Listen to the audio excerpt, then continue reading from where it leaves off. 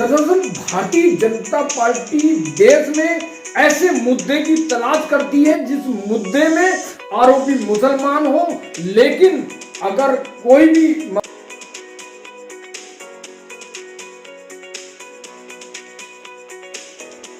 लोकसभा चुनाव से ठीक पहले पश्चिम बंगाल में महिलाओं के साथ टीएमसी कार्यकर्ता शेख शाहजहां ने दलित और आदिवासियों के साथ हरेसमेंट किया, उसको लेकर भारतीय जनता पार्टी मुद्दा बना रही है। इसके पीछे की सबसे बड़ी वजह है जो आरोपी है वो मुस्लिम है, लेकिन अगर बात की जाए जो मध्य प्रदेश में जो सीधी जिला था वहां पर एक दलित आदिवासी के मुंह पर प्रवेश शुक्ला के जो प्रतिनिधि थे उन्होंने पेशाब कर दी और इसके साथ साथ हाथरस में दलित बेटी के साथ 4 लोगों ने दुष्कर्म किया। तब भारतीय जनता पार्टी ने इन दोनों को लेकर कमेटी गठन नहीं की। इसके बारे में बात तो मेरे साथ जुड़े रहिए टीपीएन 20 न्यूज में आपका स्वागत है और पूरा न्यूज देखिए।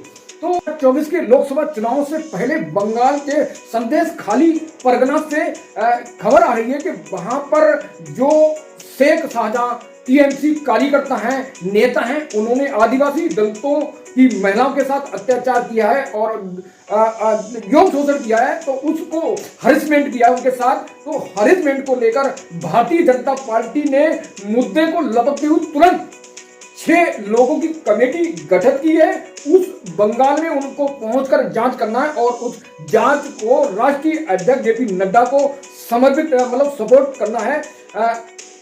जिसमें जो कमेटी बनाई है बीजेपी ने, उसमें अन्नपूर्णा देवी केंद्रीय मंत्री और सुश्री प्रतिभा भौलिक केंद्रीय मंत्री और श्रीमती सुनीता दुग्गल सांसद और श्रीमती कविता पाटीदार सांसद और श्रीमती संगीता यादव सांसद और ब्रजलाल राज्यसभा पूर्व सदस्य और पूर्व डीजीपी यूपी।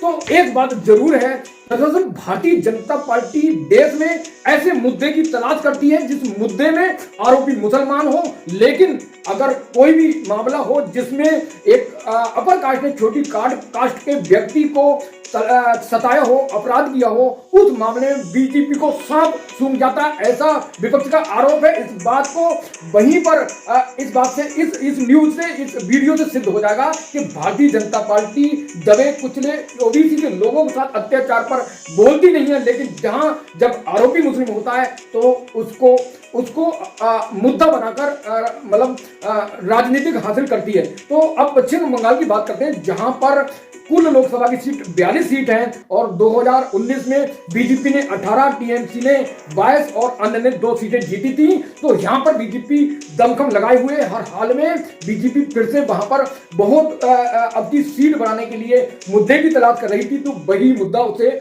मिल गया। उसे मुद्दा जो मिला है उसमें दलित और आदिवासियों को टारगेट किया है टीएमसी कार्यकर्ता ने।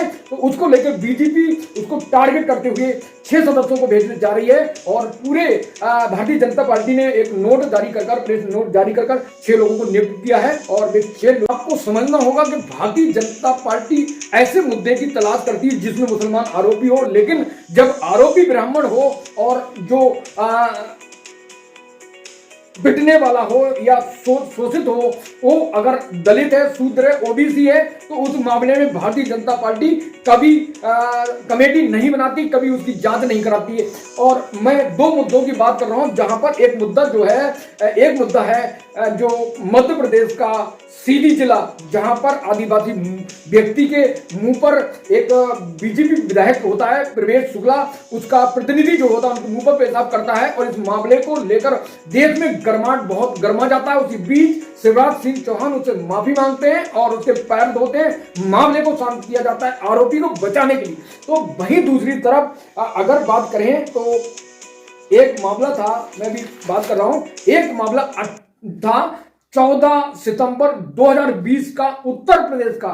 वहीं पहले बात कर लेते हैं मुद्दे से पहले, जो संत कबीर नगर में 3 नवंबर 2023 को सीएम योगी आदित्यनाथ ने जो मगर महाउत्सव था उसमें संबोधित करते हुए कहा कि देश में अगर बेटी पर कोई नजर डालेगा, बेटी पर, बेटियों पर, महिलाओं पर, तो उसका राम राम सत्य हो जाएगा। तो वही मोदी की बात में, योगी की बात में कितना दम है कि जहां एक तरफ सीएम योगी आदित्यनाथ बेटियों पर, महिलाओं पर नजर डालने वाला राम राम शब्द कहते हैं। वीडियो में मैं आपको दिखा रहा हूँ कि सीएम योगी जो है संत कबीर नगर में मगर महोत्सव में क्या संबोधित करें।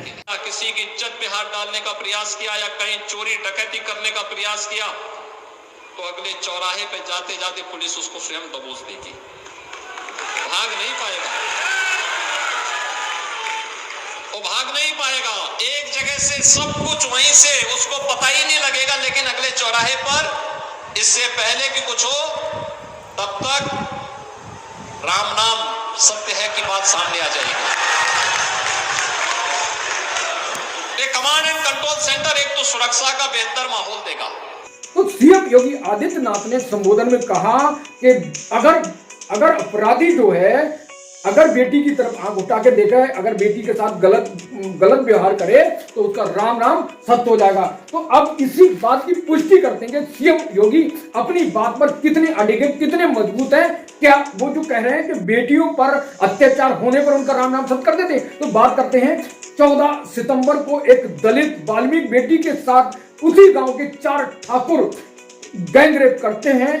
उनके पिता ने कहा बेटी के मीडिया सूत्रों में, और जो मतलब पिता के अनुसार 4 ठाकुर लोग गैंग रेप करते हैं और रेप के बाद वो नर के साथ उसकी जीभ काट देते हैं, रेड़ की हड्डी तोड़ देते हैं, और जब उसकी तबीयत बिगड़ती है तो उसे सफदरजंग दिल्ली अस्पताल में भर्ती करते हैं और 6 घंटे के इलाज के दौरान आके उस बेटी की मौत हो जाती है। और रात के अंधेरे में यही योगी बाबा जो बेटियों को कह रहे हैं कि बेटियों के अत्याचार करने वाले, उन्हें गलत नजर से देखने वालों के मतलब राम राम सत्य कर देंगे, उनका काम तमाम कर देंगे।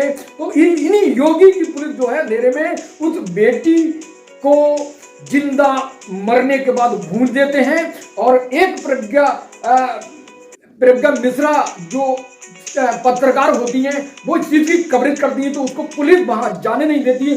वहीं पर सीबक उस पर पहुंचती है और एडीएम से वो बहस करती है, एडीएम भी उन्हें कोई बात का जवाब नहीं देते हैं। तो ये बीजेपी की कथनी करनी को इन बातों से आपको स्पष्ट हो जाता है कि भारतीय जनता पार्टी आखिर किस तरह के लोगों के अत्याचार पर एक्शन लेती है और किस तरह के लोगों पर काम करती है। तो पश्चिम बंगाल में आरोपी जो है टीएमसी मुसलमान है, जबकि हाथरस में आरोपी हिंदू था, ठाकुर थे, और उनको बचाने के लिए सरकार ने, उनके एडीजे ने और जो भी जांच कर रहे थे उन सबने उन्हें बचाने की कोशिश की। आखिर में हेयरिंग के बाद कई साल बाद एक आरोपी को जेल भेजा गया और जो 3 आरोपी थी उन्हें मशक्कत बरी कर दिया गया। तो इसी तरह जो सीधी मध्य प्रदेश का जिला था आदिवासी के मुंह पर पेशाब की, तो भारतीय जनता पार्टी ने उसे डैमेज कंट्रोल करके सीएम शिवराज सिंह को भेजकर मामले को रफा दफा किया। तो भारतीय जनता पार्टी ऐसे मुद्दे की तलाश में रहती है जिस मुद्दे में उसे मुसलमान आरोपी हो। तो अब इन 3 मुद्दों से आपको पता चल गया होगा भारतीय जनता पार्टी कथनी करने में क्या अंतर है। तो मेरे साथ जुड़े रहिए न्यूज के लिए, हर जंग में आपके संग।